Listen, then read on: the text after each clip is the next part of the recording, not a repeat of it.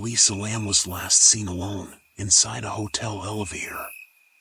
The footage is real. The behavior is strange.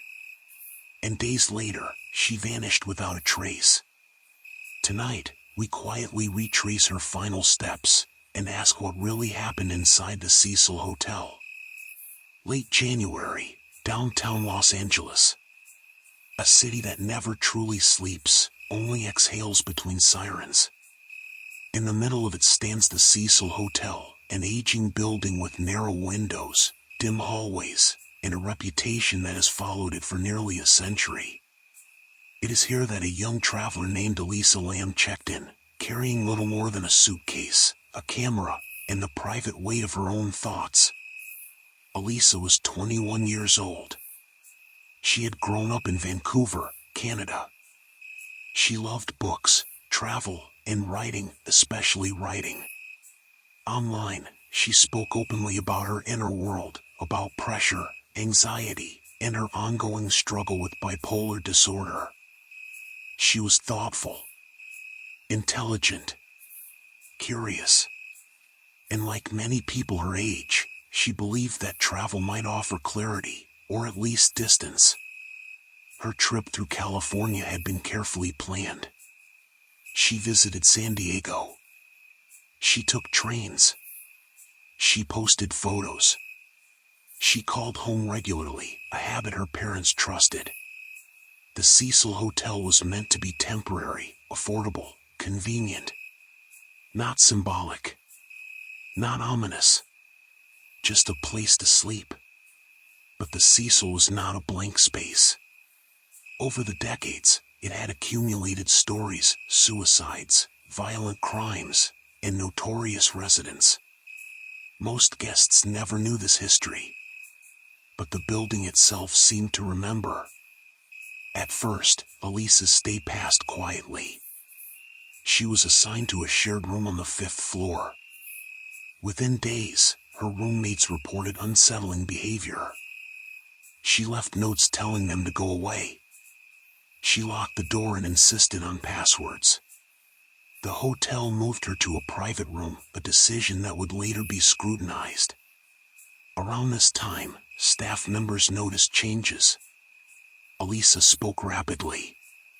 She appeared disoriented. She told someone she felt crazy, but so is LA. These moments were brief, easy to dismiss. But in hindsight, they form a pattern. On January 31st, Elisa was seen for the last time in public. She visited a local bookstore. The clerk later described her as polite, engaged, completely normal. She talked about buying gifts for her family. She smiled. That evening, something shifted. Security cameras inside the Cecil captured footage that would later circle the world. An elevator door opens. Elisa steps inside alone. She presses multiple buttons, quickly. She leans into a corner, as if hiding. She peeks into the hallway, steps out, gestures with her hands. There is no one visible. The doors refuse to close. She waits, then calmly exits the frame. The clip is silent. No audio. No explanation. Just a few minutes of fragmented movement. When the video was released weeks later, millions of people watched it again and again. Some saw fear. Some saw paranoia. Some saw something supernatural. Every viewer projected their own meaning onto her gestures.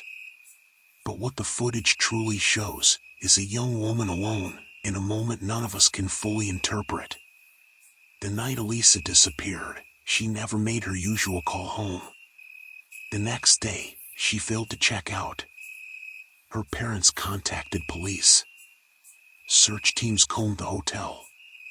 Dogs traced her scent to an open window, then nothing.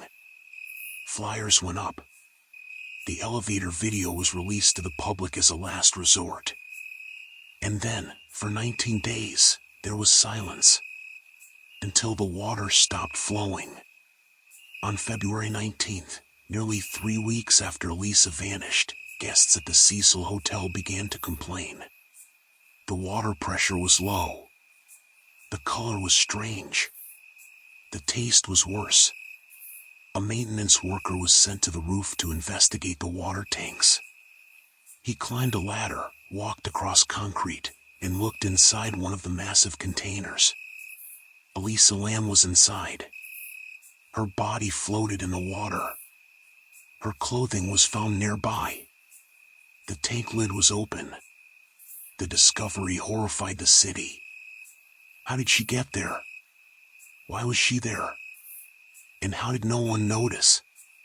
An autopsy was conducted. There were no signs of physical assault. No broken bones. No defensive wounds. Toxicology reports showed only trace amounts of prescription medication, lower than expected for someone managing bipolar disorder.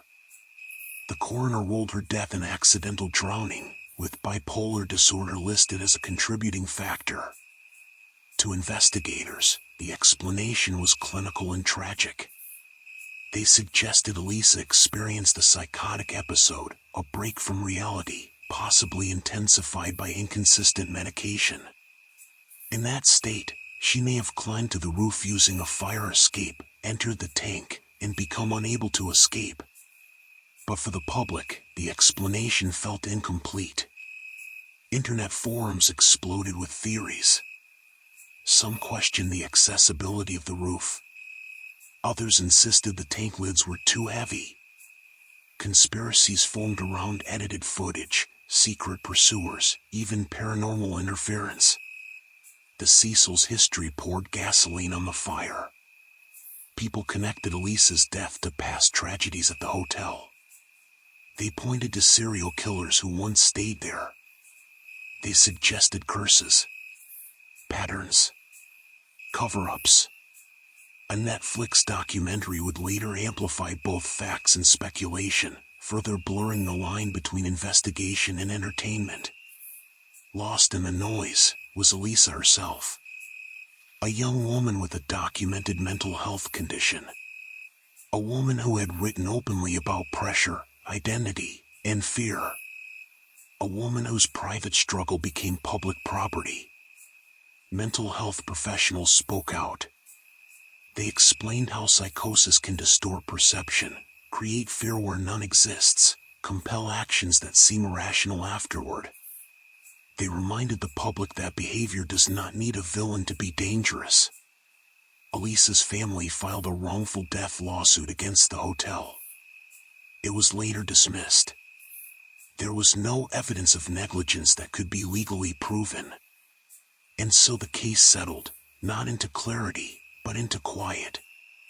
The elevator footage remains online. A looped moment frozen in time. For some, it is a puzzle. For others, a warning. The Cecil Hotel has since been rebranded, renovated, renamed. But the story lingers. Because this was not a ghost story. And it was not a conspiracy thriller.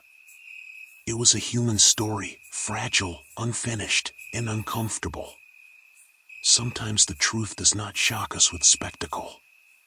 Sometimes it unsettles us because it is ordinary, and preventable, and sad.